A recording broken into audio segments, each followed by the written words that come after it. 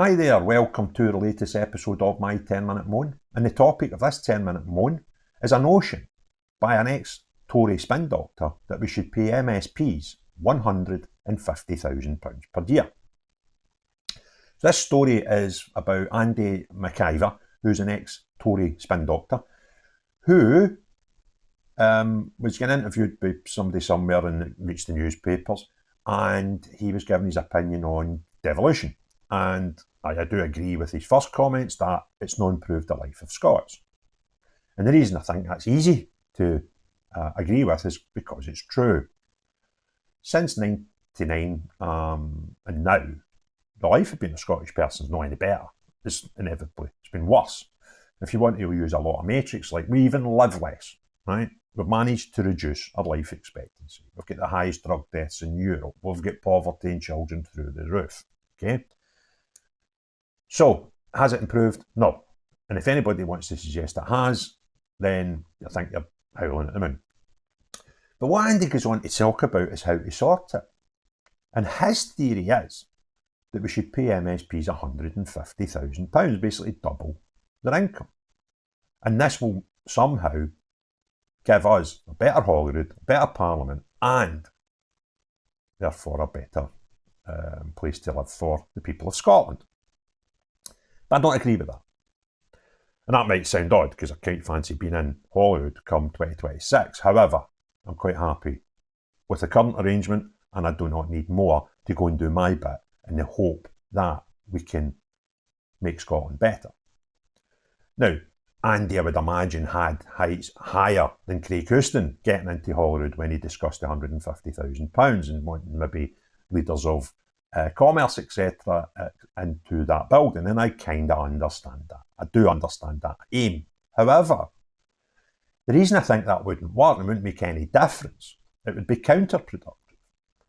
Because if you could achieve £150,000 per annum in the private sector, and you weren't community-led thinking that, you genuinely want to do what's best for Scotland, I can't see you jumping into Holyrood for the same wages. I think it's arguable that a lot of people who would be fantastic to put into parliaments, regardless of whether it's Holyrood or Westminster, earn far more than the figures that even Andy's a suggestion. And I'll give you a good example of that. We've got Robert Lowe, multimillionaire, is currently an MP. And he's that rich, he is able to donate every penny he earns in wages for being an MP to charity every month, which is fantastic. So there's a guy who, even if you paid him £150,000, wouldn't drive him to go to be an MP because it's not his driver. He's got enough money.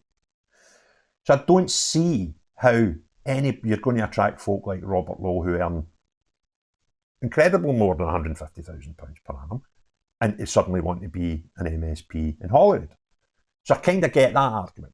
I kind of don't get that side. I understand what he's saying in the logic behind it, but I disagree with it. And the other thing, the biggest fear for me is, if you make it 100, there's a lot of people, let's be perfectly honest, are driven to get to Holyrood and Westminster because they see it as a way of earning 70-odd thousand or 90-odd thousand in the case of Westminster per annum for 5 years plus a pension because they can't achieve that. They're incapable of achieving these sort of monies in the private sector. So if you make it £150,000, all you're going to do is drive more people that think that way into politics than people that are there because they want to do what's best for their community. So I don't know the answer. I'm not that clever. I kind of can figure some stuff out and I can problem solve a lot of things. But this one, I'm kind of up in the air with it. I think we just need to appeal to a wider scope of people. People like myself who had no intentions of, even interest in politics, to be honest with you, until very, very recently, who suddenly go, hold on a minute, I think I could do better than them. Now, honestly, if a Holyrood wages were £30,000 or £40,000 or £90,000, it would make no difference to me.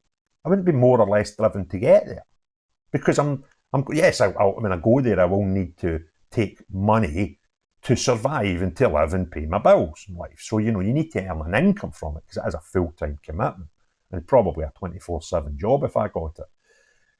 But it's not my real driver. So it's not the money. Yes, we've got to make sure it's adequate. But I think the higher it is, the more appealing it is to people with less honest intentions. So what we need to do somehow is encourage more people who are not career politicians, have never really considered that pathway, to suddenly say, hold on a minute, I want to do something here. And love me or loathe me, that's what I'm wanting to do. And I would appeal to anybody out there with half an interest in our communities and our nation and, all of that, and want to make a difference, to consider doing the same. And £150,000 wouldn't make me more or less willing to do it. So if you enjoyed the video, give it a thumbs up. If you've not already done so, please hit the subscribe and the notification bell. Comments below, they're always good. But most importantly of all, unless you're the type of person that needs bribed to do what's best for your community and your nation. No you, but everyone else, have a great day. Cheerio, bye now.